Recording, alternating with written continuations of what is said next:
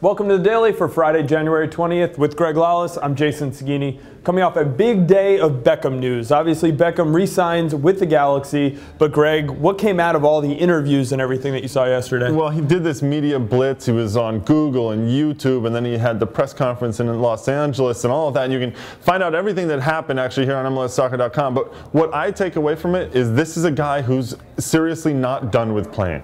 He signed a 2-year contract, not a 1-year deal. And he actually has talked about he wants to maybe play beyond this 2-year contract. And I think if you listen to all of what he's saying, he said, I don't want to walk away from the game, which I think is a wonderful thing if you're a professional athlete to say, I want to go out of this on a high, really. And MLS Cup last year wasn't enough. He wants more of it. Well, we'll see if he can help the LA Galaxy do some damage in Champions League when that starts up again in March. Speaking of on-the-field news, Greg, U.S. and Venezuela go at it. This is the U.S.'s first game in 2012. U.S.-Venezuela, 9 p.m. Eastern time from Arizona. That's Saturday night. Galavision and ESPN3. Yeah, and everybody's watching this game to see what these so-called green players are really going to do, because a lot of them do not have many caps with the national team. You think about a guy like Jeff Cameron in center back, Graham Zusi, who has shown very well in training out in California, but then of course Klinsmann brought in Jermaine Jones, the veteran from Germany, to see what he can bring to that midfield as well. So I think if you're watching this game, especially as an MLS fan, you're wondering, will Graham Zusi get a lot of time, and will he succeed in there? And what will Jeff Cameron do at center back? Having George John not be there and Omar Gonzalez not there as well, this is Jeff Cameron's chance to put a stamp as a player who belongs in the mix in the center back position for the U.S. national team.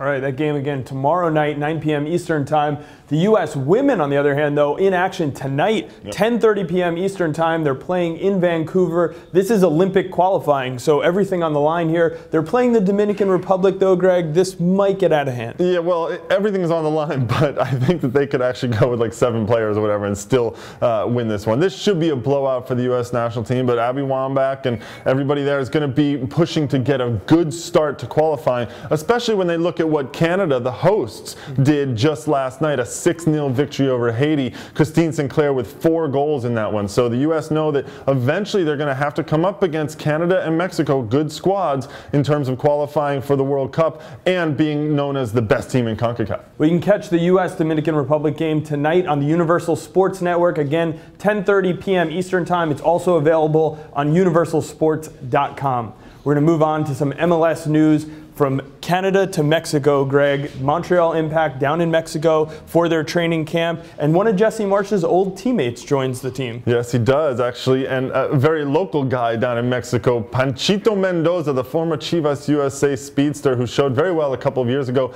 as a teammate of Marsch's at Chivas USA, is now with the club. It gives him another speedy option on the flanks. They're looking for a little bit of quickness out on the flanks especially, and I think that Mendoza might be a good option for them. All right, speaking of Chivas USA, Pete Vagenas in camp in LA with Chivas USA and Robin Fraser's group. And obviously Robin Fraser looking for a little bit of veteran leadership in the midfield. He's been overhauling this team in this offseason in particular. Vagenas, many years with the LA Galaxy, successful years. Spent last year with the Vancouver Whitecaps, didn't see much playing time, but I still think he has a little bit to give. And just a guy in the locker room who I think that Fraser's looking for, someone who can really help them in the locker room and on the field with just that experience and that leadership. All right, one other team that's been making some moves this offseason, and that's Sporting Kansas City. Yesterday, they signed Jacob Peterson. He's been around a lot of teams in MLS, but Peter Vermees seems to be high on him still. Yeah, you know, Peterson's maybe a guy like a Seth Sinovic who could come in and find a place in this Sporting Kansas City team.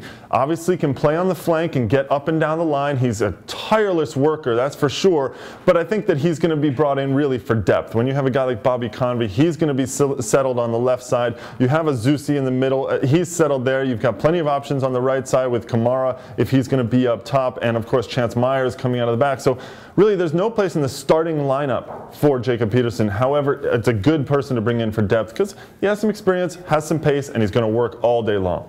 Another edition of Extra Time Radio came out yesterday. You can get it on iTunes or Buzzsprout. The guys had Grant Wall from Sports Illustrated on to talk about the David Beckham re-signing. Finally, want to remind everyone, subscribe here for all the content from MLSsoccer.com.